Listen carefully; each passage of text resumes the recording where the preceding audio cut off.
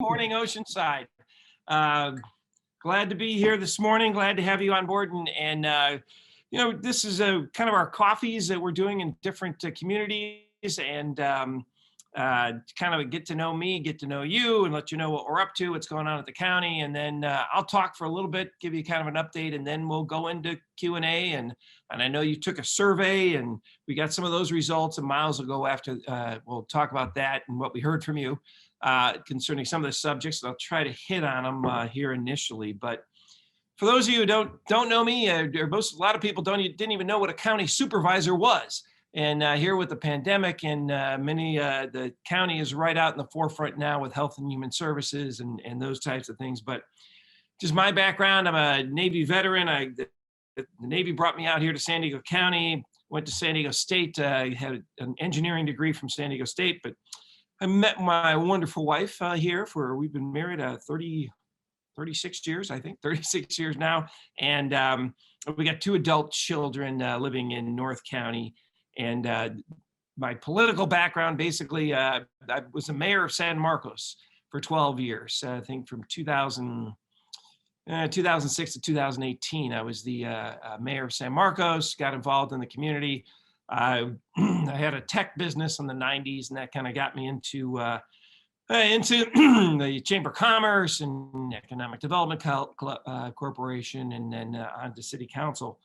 I was also a airline pilot for 33 years. I just retired last September, kind of a COVID retirement, a little bit of an early retirement since nobody was flying airplanes anymore, riding as passengers on airplanes after COVID hit. So I really enjoyed that. I got to fly all over the world, all over the country, and for 33 years. So that kind of got me. I had some spare time while I was flying, so I got involved in the community. I started volunteering, and here I am, your county supervisor. So, and I'm often asked, especially during the campaign, is what does a supervisor supervise? Basically, your money. We supervise your money. We do all the things the cities don't do. We have a $6.4 billion a year budget. County Health and Human Services is the biggest piece of that pie. I think they're about $2.5 billion a year with Health and Human Services. A lot of, been in the forefront here lately with COVID, and particularly even before that with homeless issues and behavioral health. That all falls to the county. The other things the county does, we have all the jails, we have the many of the libraries, we have the courthouses, the district attorney's office, the sheriff's office. We go out and we do the water testing, the beach quality testing. We grade the restaurants. We put the stamps on the gasoline pumps. We do quite a few things in the county. And also the county, we're the entire government for the unincorporated areas. So cities like, or communities like Julian and Alpine, Fallbrook, where else? I think Valley Center, all the way out to Borrego. Those are all the unincorporated areas, and we are their county or their government. I am the elected representative for the unincorporated area for Valley Center, for Fallbrook, for Borrego and Ranchita. I'm that person, and we maintain all the roads and infrastructure and things like that in the unincorporated areas.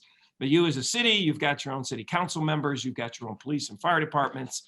So it's kind of a mix. We are a part. The county is a part of the government in Oceanside, but your cities take care of the fundamental things for you there. There's 5 county supervisors.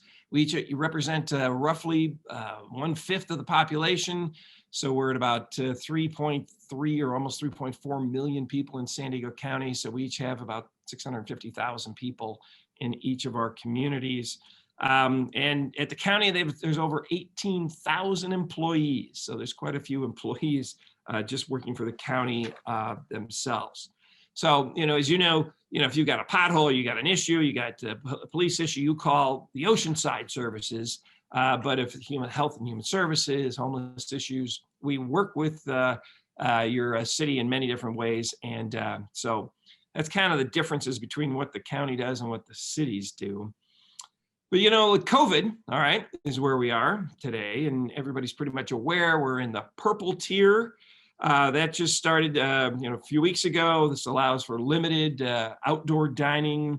You can go indoor for haircut and salons now. This and also one of the things that just came up I want to mention is that starting on Saturday, this Saturday, we're going to go actually partially into Tier 1B. We've been in Tier 1A as far as handing out the vaccinations. Tier 1B includes those over 65, and also the school teachers and law enforcement are going to start to be able to get the vaccine starting this Friday. You know, I've been kind of critical of reopening or closing down businesses, and been very, on the forefront trying to get businesses reopened safely. We're still trying to push to try to get to that red tier, or even actually have the governor move into the purple tier. Indoor dining, at least to 25%, movie theaters at 25%, churches to 25%, gyms to get them to at least 10 or 25%. Because a lot of these entities still aren't out there, or aren't working yet. There's many industries that are still just haven't worked since last March. The wedding industry, events industry, even your street fair there in Oceanside. They used to be on Thursday nights. I miss those. Though that still hasn't been able to open up. So I'm still trying to push to get businesses open safely. And that with that effort, one of the things we're trying to push for is actually for opening day for the Padres, trying to get at least maybe 25% to be able to sit outside at Petco Park for that. Vaccines, big news, a lot in the news here lately. Unfortunately, we had kind of a downturn in the amount of vaccines. I mean, that's the biggest issue for across the country, is getting the vaccines out to people, or getting enough of them. We have the infrastructure in place is throughout the county. We got super stations, the one in North County is at Cal State San Marcos. We also have places in Oceanside at the Live Well Center. The Live Well Center off of, what's the name of that street? It's actually I'll get it for you in a second. I'll have my staff, who's also on board, give you the, I think it's Ocean Ranch. I think that's it. Ocean Ranch. Ocean Breeze Ranch. It's Ocean Breeze Ranch. Ocean Breeze Ranch, is that it?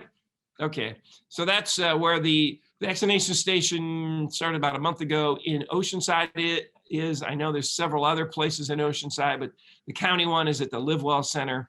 And let's see, what else have we got on the vaccinations? The good news is we vaccinated about 750,000 people in San Diego County. I think we're at about 20% of the people getting the first vaccination. So 20% of the population of the county has had their first one, and the second one I think is about 8%, almost 10% of the people have gotten their second vaccination. But one of the things the county did is we pushed to try to get the infrastructure in place, many places, to get the vaccine, even though we didn't have enough of it for all of these places, but to get the infrastructure in place so that once the vaccine does start to come in on a regular basis, and we don't have storms and things like that in the back east hampering that effort, we're going to be able to get it out as quickly as possible. That's always been one of the things we want to try to do. Cal State San Marcos, it's a super station there for vaccinations. That can do up to 5,000 vaccines a day. And I think at the Oceanside Live Well Center, I think it's either 500 or 1,000 a day as far as getting the vaccines there. So one of the frustrating things we've had with the vaccine is there's like a handful of different websites you go to for signing up or getting your appointments. Unfortunately, there wasn't just one.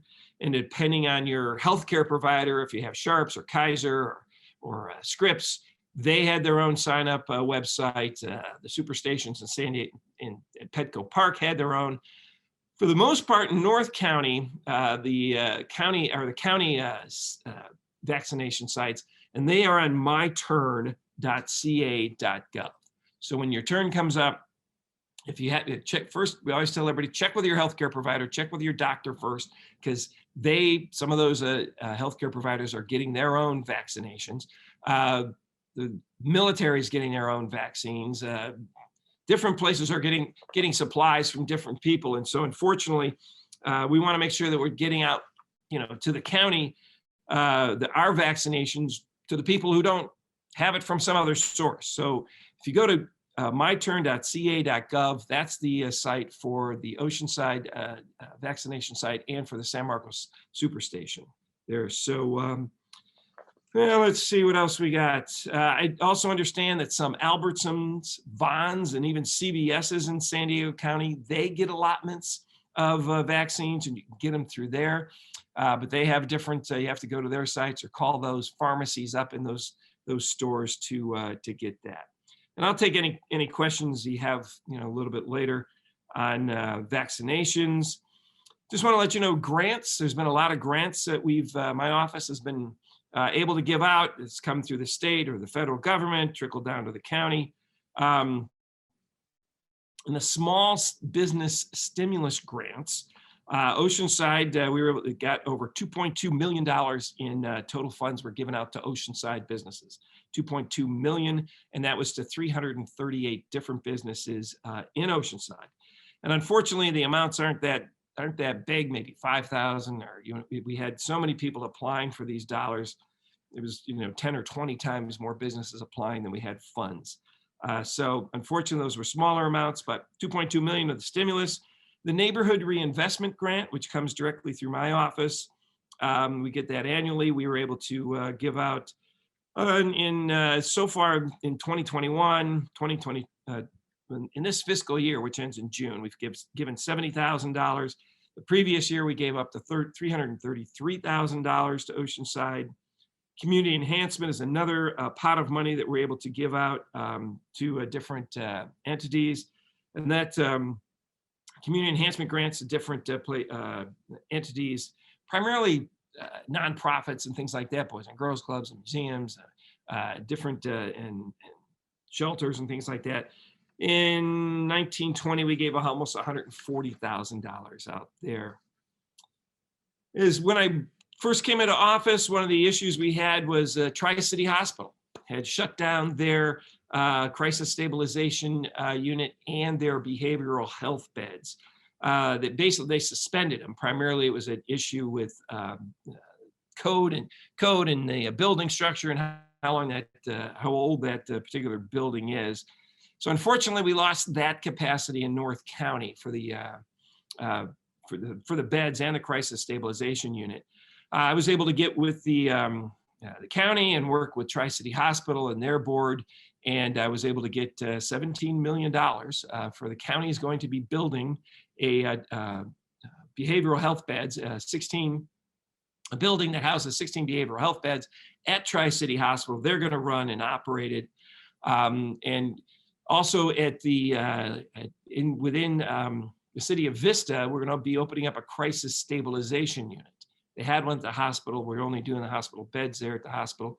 But a crisis stabilization unit is a place where law enforcement can take people, or even families can take people. If you've got a son, a daughter, a relative that's, acting out and they're schizophrenic, or they've got a behavioral health issue, it's not really an emergency room issue.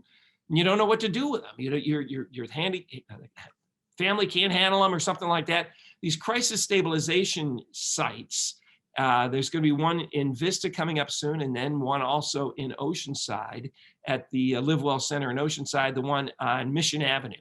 That one is going to be opening up, I think, early next year, and the one in Vista sometime this year. And that's basically where law enforcement takes somebody, if somebody's like screaming in the streets, or they're being, they're having a behavioral health episode. This is for homeless people as well. The police, law enforcement are able to take them to these crisis stabilization units. They can only stay there up to 24 hours, but they get them, it's basically a room with 12 chairs, and you're able to, get help for the people, get them medicated, get them clothed, get them housing, get him, get him showered, things like that, and help to get them into a shelter or into housing if they're ready for it. So those are some of the things that we're starting, or I was able to get done here in North County. There's also a crisis stabilization unit at Palomar Hospital. So we've been very fortunate with that. So we've been able, on the homeless issue and the behavioral health front, which is still ongoing, even though we have COVID. A little bit of a lighter note, I've been working on the San Luis Rey River Park. This is a park that's going to be starting in Bonsall along the 76 and go all the way to the 15.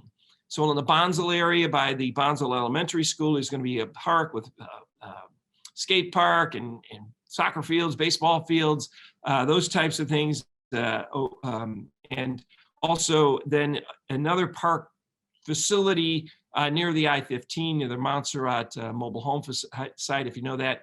But I guess the good thing is for Oceanside is that you can take that bike trail all the way to the 15 eventually. So we're going to be hooking up that trail between those two parks I just mentioned, between Bonsall and the Montserrat mobile home park, all the way out to, and then connect to the Oceanside bike trail as well. So you can, you can bike from the ocean to wineries in the up that San Luis Rey and up the 76 corridor there.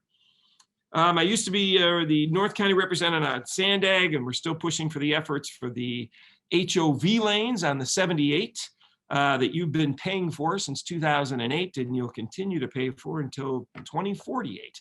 It's a 40-year tax that the county approved. And as part of that project was two HOV lanes, one in each direction, going across the 78 between the 15 and the 5. And it also includes new interchanges there at the 5, where you've got the 78 and 5 interchange, where there's a stoplight still at that interchange. So once those HOV lanes come up the 5 and across the 78, then we'll get the interchange redone there in Oceanside. Right now, this picture you're looking at here is the 15 and 78 connector. Because the HOV lanes are already there up the 15 all the way to the 78, Caltrans is doing the environmental work and planning work on HOV lanes, those HOV lanes on the 15 to come up and over the 78 interchange right now and land about Twin Oaks Valley Road so that you can get on those HOV lanes from the 78 down to the 15 instead of having to only get on at the 15, where now you have to play Frogger to cross about 6 freeway lanes to get over to the HOV lanes on the 15 southbound. So one of the things that I've always kind of strove for here, and my staff who's here today, let's see, we've got my chief of staff, you want to wave, Darren Gretler. We've got Crystal Jabara, she's our community outreach person. Miles Himmel, he's our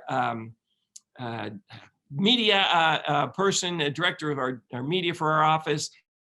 And Marisol, she is with she's my scheduler, and she's the one who put together my whole script here for today. So we want to wave, Marty. Thank you very much. But one of these, always contact my office anytime. If you've got a question, even if it's not a county issue, we can at least help you steer you in the right direction. We've got, I got a staff of about 9 people. We always strive to get back to people if you email us or call us, within 24 hours. And if we can't particularly help you, there's 18,000 people that work at the county. We'll get you to the person who can help you. And if we can't help you, at least we'll try to explain why and maybe get you, you may not like the answer, but at least we'll try to explain maybe why we can't help in that particular effort. But we always try to, I like that personal touch when I try to call or get something fixed or get something done. So we do that in my office well. And anything from behavioral health to homeless issues to COVID, things like that.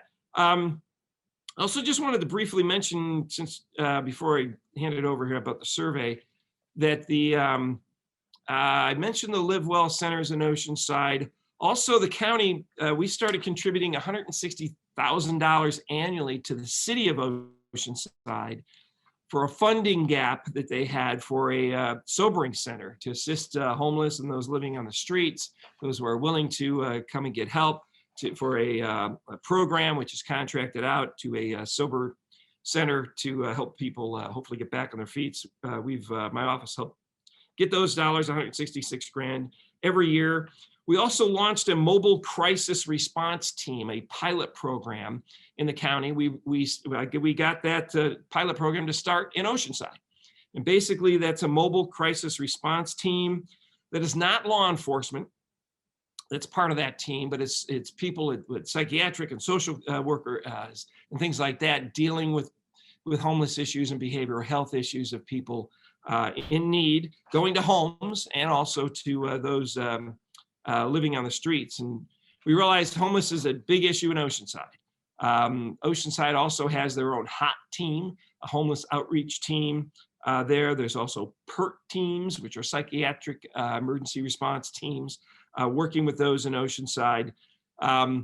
So we understand that the homeless is a big issue there. We're trying to do our best to get people to want to get some help and then get them into services, get them into shelters, get them into some type of housing and get the services they need. So we realize there's a big push and an effort there in the city of Oceanside, and dealing with it was the front issue on the front burner prior to COVID. It's still there. We're still dealing with COVID, and we're going to continue to work on that effort. So I'm going to hand it back to Miles. Do you want to talk about the survey that was taken and what the people of Oceanside talked about? Yeah, thank you, Supervisor. You know what? It's funny. I'm going to actually just hop up 2 slides here because to just kind of piggyback on what you said.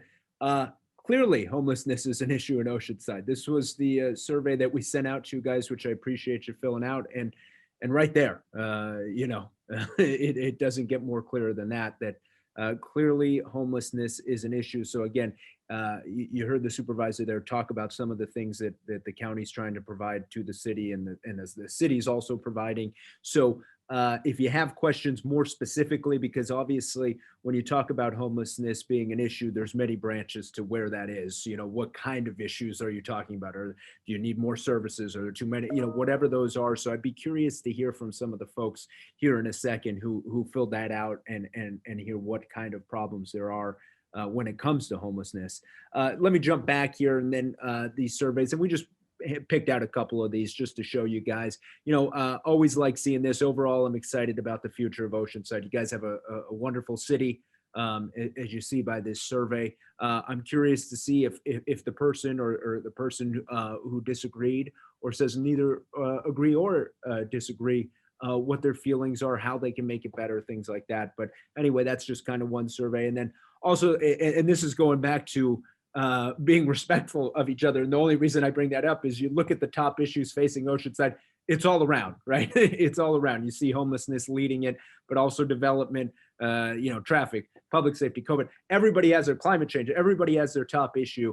And so, I completely understand. And that's where I want to, we want to answer all those questions. So here, I'm going to stop sharing here for a second and bring it back to the screen here. And this is kind of the opportunity now that we want to get to answer your questions. So if you have questions in the chat, please send them and I'll be able to ask them. Also, you can virtually raise your hand there on the bottom, or again, if you want to just throw your hands up in the screen. I can't see everybody's screen, so you may have to try and flag me down if you want. And I know somebody said, are these slides going to be available to download? And yes, we'll be able to send this whole presentation to you after. So I see that. So again, if you have any questions, raise your hand, put them in the chat, and we'll get it started. And Supervisor Desmond, one of the ones we got, because people filled out, when they filled out the survey, there were additional comments, and somebody mentioned the schools, trying to get our kids back to schools. Can you talk about that from a county perspective, and what's your role in that? Well, we have been I've been working on an effort to try to get the schools open sooner rather than later. One of the good front or movements towards that effort is teachers can start to get vaccinated. And I can see, the teacher's point of view of say, I don't want to go back in the classroom and these, with all these kids and the potential they're spreading the virus, and I don't want to be affected by that. But so that is good news. And I know there's, parents are very anxious about getting kids back into schools. I mean, it's primarily the state. It's not the county. We basically, the pecking order goes to state, the county, and then the cities, municipalities, and primarily it's the state. But I know they just came out, and I don't have it off the top of my head. I don't know, Darren, if you've got more information on the change that just happened earlier this week, where schools ask for a waiver for some of the restrictions and put that forward. It goes to the county, it goes to the state. So I don't know, Darren, do you have any insight on? Yeah, at this point, elementary schools, and we are on the brink of all schools being able to apply. And there's a process which takes a couple few weeks in order to get through the county health department up to the state for them to be able to approve it. But the point is, any school district with the will, and it's going to be up to the local school board and working with the parents and the teachers and staff, any school board that has the will soon be able to go back to in-person learning. So, and then we'll do everything we can to make sure the county does its part as quickly as possible and gets that through and done. So I wish we had more news on that. It's kind of a moving target, but basically they get to apply for a waiver to start opening up schools and classrooms in the public schools. So we're still pushing for that effort and hoping. And, you know, as we do this, we all realize we have to do it safely. We have to have the masks. We have to have the social distancing. We have to do the, you know, I'll take all the necessary protocols. One of the things I did remember just recently, the state reduced, I think, the number of the social distancing requirements in the classrooms to 4 feet, not 6 feet, but 4 feet. And schools could potentially get a waiver from that to reduce it because, I don't know, labs or certain types of circumstances. So that's what the waivers are for. But it's not a green light yet for the schools. Appreciate it. Now, again, if you have questions, write them in. Also, I know some of those questions, we have our staff on here if it's kind of city specific. I know there was something about the Aqua Wave Center. I'm curious too, just because homelessness is such a big issue. Somebody who filled out the survey, if you're on the call here on this Zoom, what parts of homelessness? I'd be kind of curious about it. Eric, you have your hand raised. Yeah, take it away. Thanks, Miles. Thank you for taking my question here, Jim. Good to see you. I'm in Oceanside. I'm around the 76 and Old Grove area, and you know, I heard your presentation here on the homeless piece, and my first question is, you had mentioned the Live Well Center in Oceanside that's opening up, I think, next year. I was just curious. You quoted the number of beds in Vista, but how many, do you know how many there will be in Oceanside? How many beds? Units are chairs. You think of a big recliner. Okay. And so, because you can't stay more than 24, they have to release you at 23 hours and 59 minutes. So, so it's 12 chairs per crisis stabilization unit. So the chairs at the Live Well Center on Mission would have 12 chairs. Okay. And then the one in Vista, 12 chairs. The one in Palomar, I can't tell you exactly because that's Escondido and not in my district, but, and then the beds at Tri-City Hospital are going to go back to their original number. I think it's 16 behavioral health beds. So sometimes if you, let's say, you've got somebody, a family member or something that's having some issues, and the crisis stabilization unit says, no, we can't take you. We can't help whatever issue you're having. You got to go to the hospital and get admitted to behavioral health bed, and vice versa. If somebody goes to the hospital, and unfortunately, what we're trying to do with these crisis stabilization units is relieve the ERs, because people, didn't know where to go. And when you're having a mental health issue, if you're bleeding or something like that, or cut, you go to the ER. Mental health issues, we didn't really have places. So these crisis stabilization units with these chairs are what we're trying to do is set up a network countywide. And fortunately, we've gotten some of the first ones up in, fortunately, we've been getting up here in North County first. Okay, great. Because that leads into my next question, which is kind of a two-part, because you mentioned a countywide network. So then it sounds like to me there is kind of a county effort in regards to homelessness. So then what I'm curious about is, as part of that process, do we as the county or even the cities see homelessness encampments as a problem first? And then secondly, what metrics are we using to determine whether or not we're making progress on homelessness? Well, encampments are a problem because they're not sanitary. There's, unfortunately, a lot of in these encampments, a vast majority of the homeless people have behavioral health issues. Mhm. And then with that, and how they cope with it, unfortunately, is alcohol and drugs. Mhm. And so these encampments are not safe places. They're safe, and they're, like I said, they're not sanitary either. And so one of the things that we're working with the cities. I forgot your other part of the question, but Well, it was the metric. So encampments, okay. it sounds like they are an issue, and I would agree with that. I'm not sure everyone does, unfortunately, but I would agree with that. But then overall, just in homelessness, you had mentioned earlier on kind of the different elements to this, the different agencies involved, the different teams, response teams, so on and so forth. But are we making progress? I mean, I've been in Oceanside since about 2006, and it's, to me, at least from my view, it's gotten progressively worse in regards to homeless, according to me, right? So I just want to make that clear. But how are we making progress, basically, or are we making? We are. I mean, every year there's a point in time count, and we still. And I don't know if Oceanside went up or down last year. I know we had our numbers pretty much stayed the same county-wide. I don't know if there was a big increase or decrease. I don't know if one of my staff members remember what that point in time count was, but it's too high. And one of the bigger problems that we have in this homelessness issue that I've been trying to work on and find, but it's almost impossible, is so if a person is willing to get help and you're willing to take, and they're willing to go to a shelter. We've got various shelters throughout North County.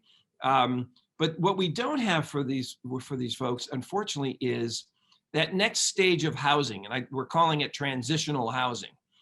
They can't afford affordable housing. You still have to have a job, or, you see these affordable housing projects go up, they look very nice, but, we're looking at old hotels to potentially purchase, or some types of housing efforts. Interfaith Services in Escondido has started they actually, I think they're in the process of buying another hotel. They have some housing for this transitional type of housing. That's kind of our biggest, our weakest link in the chain that I see is after, let's say we get somebody into a program, where do we put them up? And that's kind of the issue, because we as a county can't go into a city and build housing. Your cities approve that.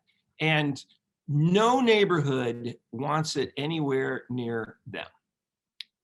Doesn't matter who you are. And so, and they don't, even if you put in an industrial area, that's not the best fit either. So the hardest part is trying to get them, once they are willing to get the help, get them into some form of housing, and then, get help and administering programs. The county, we are big on programs, but we aren't big on building housing. And so we're trying to work with different facilities to provide those types of housing entities. We've got, a lot of affordable housing going up, but it's just that transitional housing that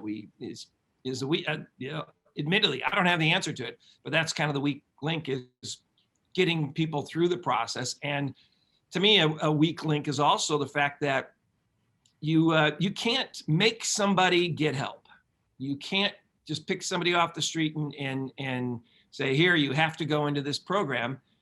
And even if you have the housing and they decide to walk, they can walk. And so I think there needs to be kind of maybe a higher threshold for, I guess the lack of term is the tough love that sometimes needs to be given or administered, but that's we don't have that yet. And I think part of the reason, particularly in the last few years, we've had the state called it realignment, where they let out most of the nonviolent criminals in the prisons. Now, what that might have been the right thing to do, or not, but they really didn't provide them with any help, any resources. They just let them go, and then unfortunately they went out into our streets. So I'm getting the hook here. So I'm One rambling thing, on, can but I, do you mind, Jim, if I just say one thing? Eric, I mean, great points. And the data, I'm Jim's chief of staff there, and the homelessness has been,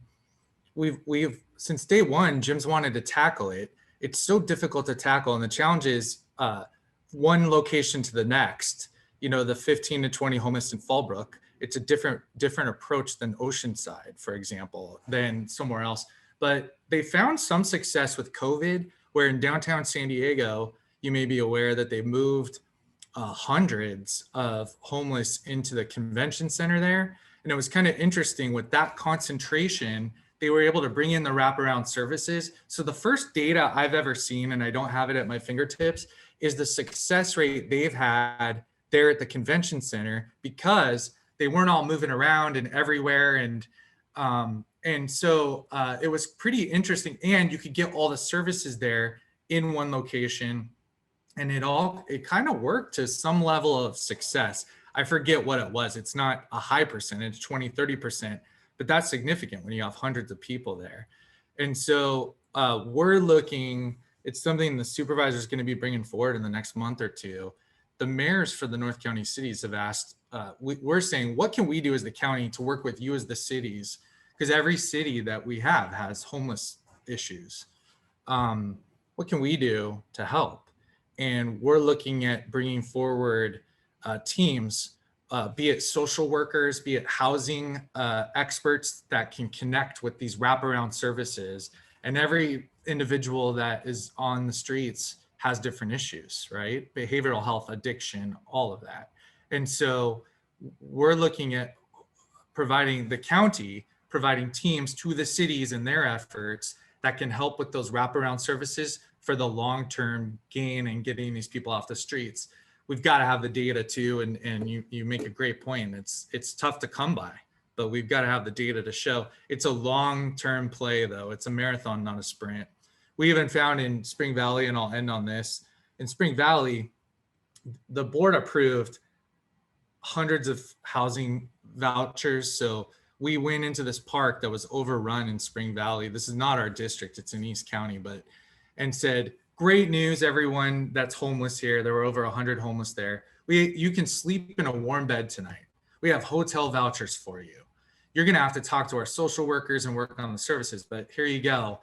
And out of the more than 100 that were there, I think 2 or 3 actually accepted the vouchers. Now, over the course of the week, as they developed the relationships, more did. But that's kind of, it's a tough one. It's a tough one, but we're committed and working on it with the cities. We got to go to another topic here. Another question. Yeah, and I appreciate the question, Eric, and we'll bounce around. Again, if you want to virtually raise your hand, you can do that in the bottom, or again, if you want to just physically flag me down, and I'll try and get to your questions. Any questions you want to ask Supervisor Desmond, please? Here's a question, and I may direct this to Darren, if you don't mind, but somebody asked, Harold asked, any COVID concerns with the change in national immigration policy? Darren, do you want to tackle that? Yeah, of course, definitely COVID concerns, and it's something that we're monitoring. Our district doesn't have the border, but clearly the border and people coming across both directions affects us. So what is being done, we work with the federal government. Clearly it's a federal lead, but at this point there are asylum seekers on the other side of the border, and they're being let in now at a more rapid pace over the last couple weeks and moving forward. They're given rapid COVID tests. So before they come across the border, they need to test negative before they come across. So in that way, there is testing being done. And then they come in, and it's a Jewish Family Services that's the lead in taking them in and finding them where they're ultimately going to go, wherever that is in the United States, but pending their court dates and things. So I don't know if now the rest of everyone, that's for asylum seekers, the people that we know are coming across. The rest of everyone, it's supposed to be just for essential workers at this point, but clearly there's still probably hundreds of thousands of people crossing the border. And right. so There's like, was that just a few, even at the slowest time in COVID, we had about 50,000 people coming across the border daily. And so I think the normal average is about 180,000 daily. So it's going to increase, and we're going to have to, amp up or ramp up our services and make sure that people coming here are healthy and keep all of us safe. That answer your question, Harold?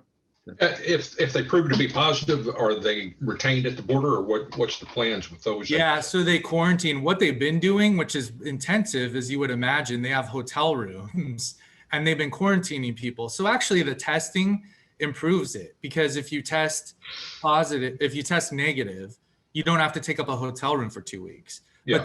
But they then quarantine people and isolate them for a couple of weeks before they're allowed to come in and then do their thing. So that's how I understand they're doing it.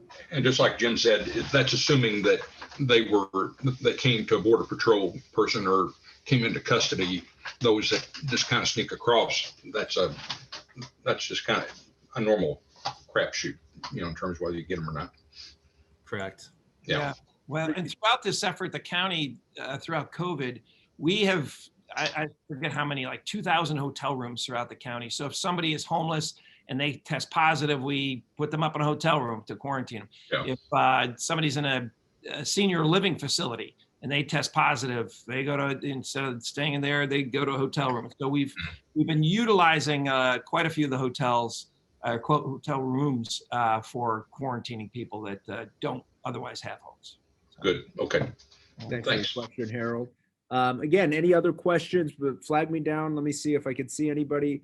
If you have is that, sorry, I'm going to butcher the name. Is it Christina? Sorry, or is it, because what happens often, and I'm going to unmute. You're on mute. So I'm going to ask you to unmute. Yeah. Can you hear me now? Yes. Yeah, I noticed it, and evidently I'm using my wife's email.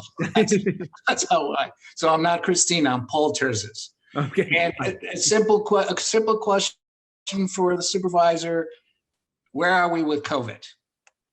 Well, I mean, everything I hear, it seems like everything is just dropping. What's going on? Our numbers are dropping, and it's a good sign.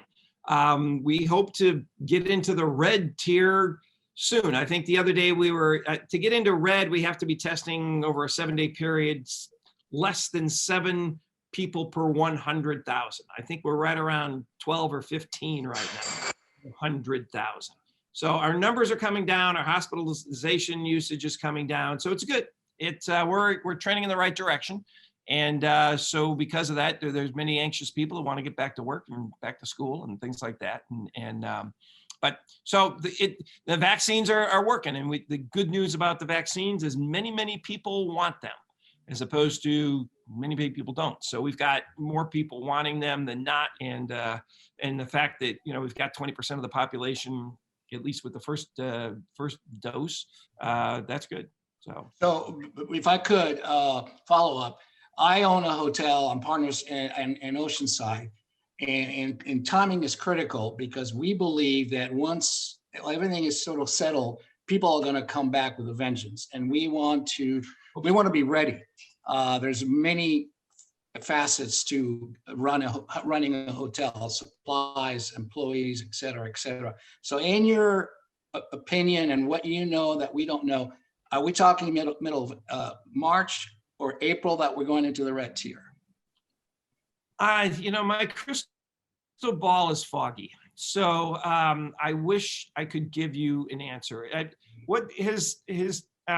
Be honest with you, I've been out a couple of days. We had a family issue. Supervisor, it's a tough one. We've been looking at this, like, for the sake of Little League, for your business, for when are we going to be largely okay, everyone, we're cool, right?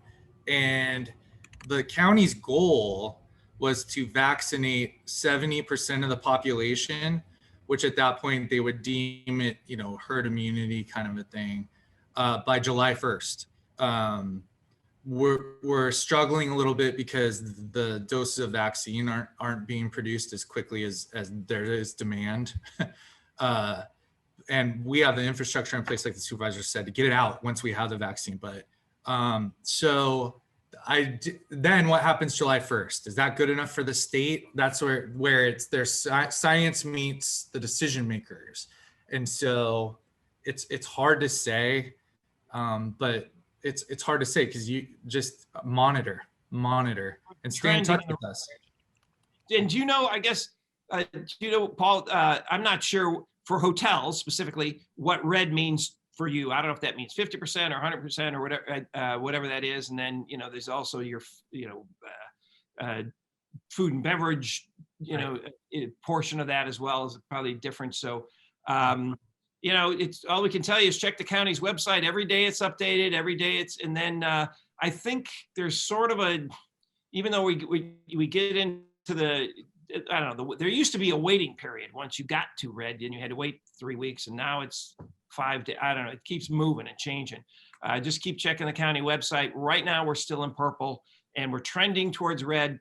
I wish we had a better date. Thank you. Time. And everybody asks the same question because can I put in a plug for Jim does a video too that we release a few times a week. They're just video updates where Jim's telling you what's going on. That could be even easier than you reading the data, because in those we try to really communicate. Here's what's going on this week. Here's what we're looking at for the tiers and the COVID. So take a look at those. Where do I get to see those on? Awesome. Miles, show them how to sign up, or we'll sign you up and send them to you. Yeah, if you go to YouTube and you type in Supervisor Jim Desmond, or if you want to send us an email, we can add. If we have your email, then we can send you. We send it out to whoever requests. Thank you. Yeah. Other questions here? I'm going to mute you, Paul, just so we can get to some other questions. Raise your hand. Put them in the chat. Let me Miles, see. can I bring up, there were a couple of land use questions, both in the chat and also in the comments from the survey. There was like some code enforcement stuff, and I see, and Crystal KJ did a good job of responding to this, but one of the things, I love land use, so that's why I brought these up. One of the things the county does not do in cities is land use. The city government, your city council and mayor are the lead for land use decisions and land use projects. We do like restaurant inspections when you see the grades, the A, B, hopefully you don't see any C's along the way. That would be the county, but the rest of it would be directed at the city council and the mayor. And if you have any trouble connecting with them, let us know and we're happy to connect you.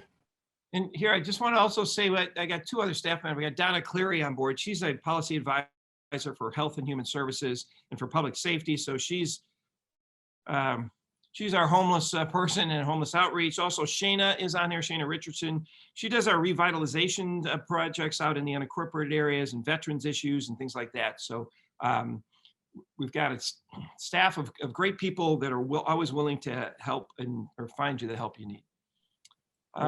We've got time for probably one, maybe two more questions. Don't be shy. This is the time. This is the time to ask. I feel like Supervisor, you've been getting too easy of questions. I want someone to Well, here, we also got another person on board, Candace Yee. Candace is the person who, you want to know Candace. If you want, we get, I think, about $2 or $3 million every year in grant dollars we get to give out, my office does, to different entities and nonprofits and things like that. And Candace handles that. So I don't know if she doesn't have her video on, but she's a person who, you want to get to know Candace. She comes to me with the recommendations on many of the grants and things like that. And primarily we're trying to get, help businesses out and COVID people and homeless issues and things like that is where we're trying to focus our dollars throughout here. But okay, well, is there anything else? No. Any last questions? Going once, going twice. Like I said, this meeting's been recorded. We'll send it out. If you want to come back, circle back, and if you have any other issues that maybe didn't get answered, or you think of that question as soon as we sign off, please reach out and do it. And with that, Darren, do you have something? I saw you unmuted. You good? Oh, good. We're good. Supervisor, take us home. Well, and even if, this is the first one we did with Oceanside, we've done a few others in different communities. Sometimes we do them at night. We've done them at 7 o'clock at night, and sometimes we get more people. So if it's something you'd like to see us do in these kind of coffees, let us know. we take any suggestions. This is a work in progress, and we're always willing to improve on whatever we're trying to do, but we're always willing to get the word out and be part of that. So with that, thanks very much for being here this morning, for checking in. As we talked earlier, contact my office on any issues or questions you have. We'll be happy to get answers to you as we can. And thanks for being here today. All right, take care.